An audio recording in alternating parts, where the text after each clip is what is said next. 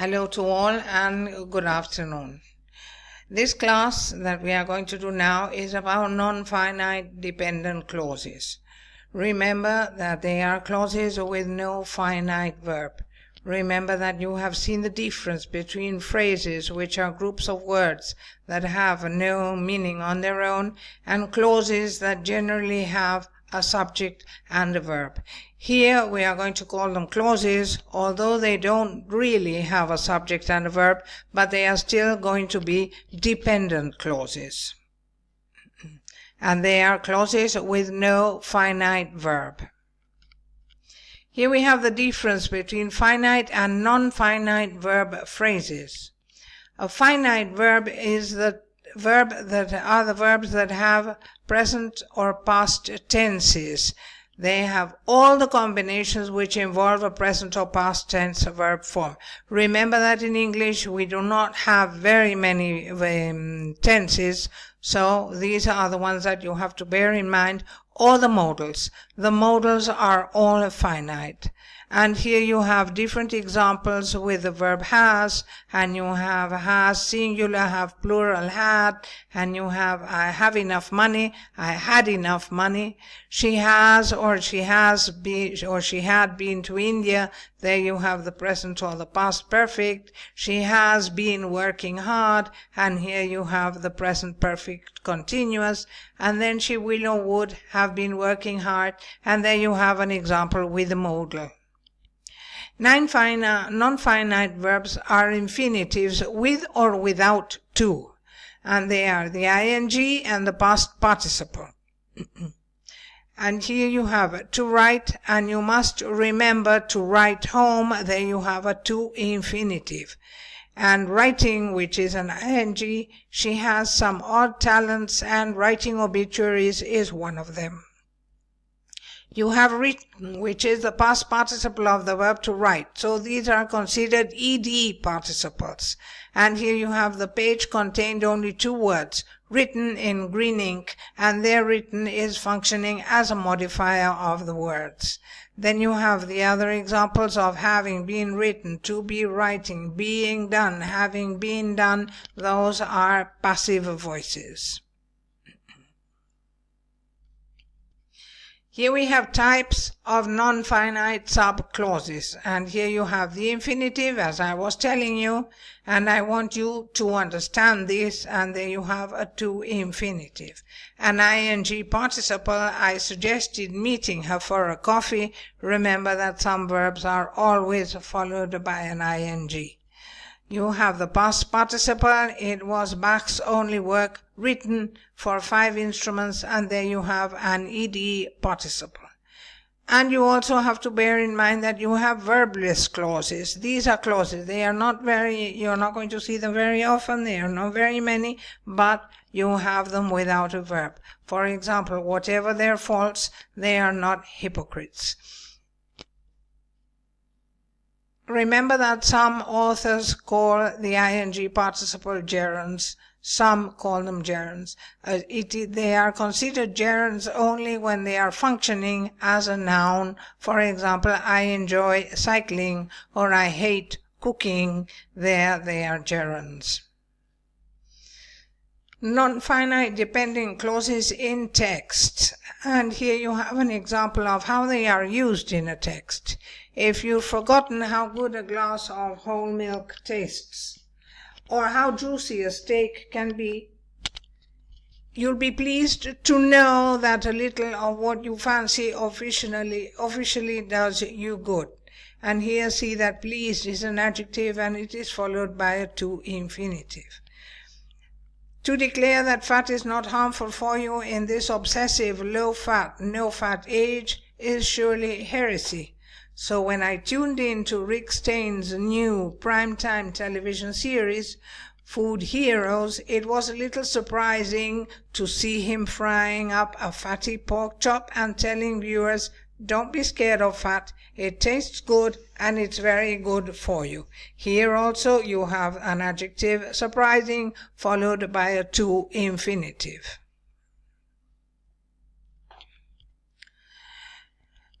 these non-finite verbs can have different syntactic functions in a sentence. And they are non-finite clauses. They have different syntactic functions depending on how they are used.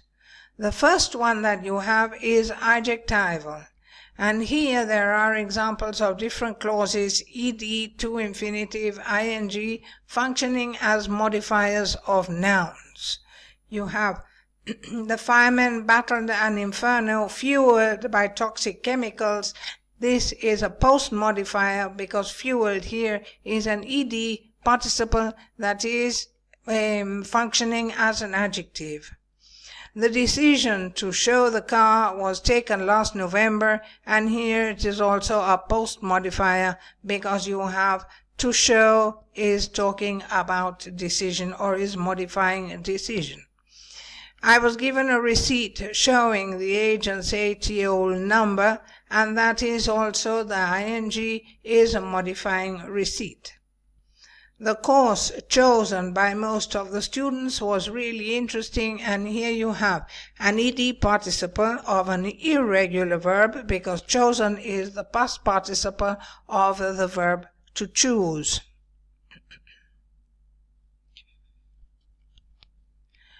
Adverbials. When they are functioning as adverbials in a sentence, they usually give information about how, why, where, or when something is being or was done.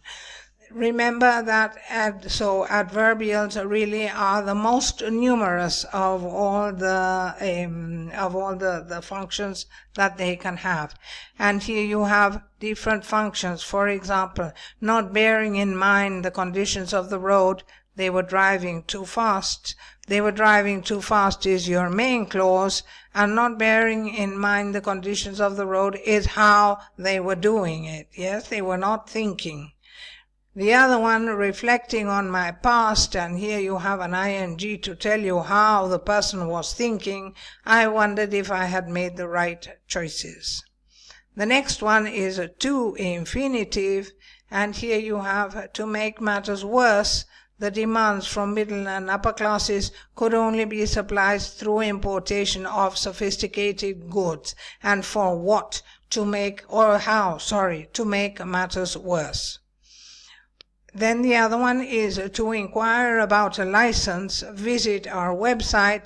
There you have visit, which is an imperative. It is telling you what you have to do, but it is telling you why you have to do it, to inquire about a license. In the next one, asked about his opinion. He complained about the poor service, why he was asked, or who asked him, or why they asked him, that is, an ed participle clause. The next one, seen from the side, and here we are talking about how you are looking at the dog's forehead, and it is seen from the side, which is an ed participle clause also. In the next one you have an adjective, and here you have, they are keen to stress shopping as a family activity, and to stress is a to infinitive, which is forming part of an adjective phrase. It is a complement of or a part of an adjective phrase, which is keen. When they are used as nominals, which means that they are used as nouns, they are used as nominals, and they can take the place of any clause element in a sentence. They can be a subject, an object, a predicative, and so on. For example, in the first one you have an ing. Formulating such laws is by no means an easy task, and here you have an ing which is functioning as a subject. The next one, to have been chosen for the job, and here you have a to infinitive, and you have was a fantastic advantage, and here it is also functioning as a subject. In the next sentence you have an extraposed subject, and remember that you have an it, which is an introductory it. Sometimes an it is dummy and sometimes it is not. Here it is extraposed because it is not a dummy it. the sentence, the complete sentence would be, to see those numbers again is good. So the it there is not functioning as anything except as a dummy it. In the next example, you have the same. Having a picnic together will be nice, and so here you have it will be nice, and there it is functioning as a dummy it. In the next sentence, you have the main verb here is, which is a linking verb. So you have the problem is finding a company willing to do it, and so finding a company is an ing that is functioning as a subject predicative. The next one is she has always longed to go abroad, and here you have to go abroad is functioning as a direct object. In the next one, you also have a direct object because you say, I gave up trying to understand his difficult explanation. What did you give up trying to understand is an ing as a direct object. And in the last one, it is a complement of the preposition. Remember that after a preposition, you are always going to have an ing. Remember that what seem prepositions are not always prepositions, but if they are functioning as a preposition, they are going to be followed by an ing. As they were unhappy about playing 2 games in 3 days, and there you have about is a preposition and playing is an ing.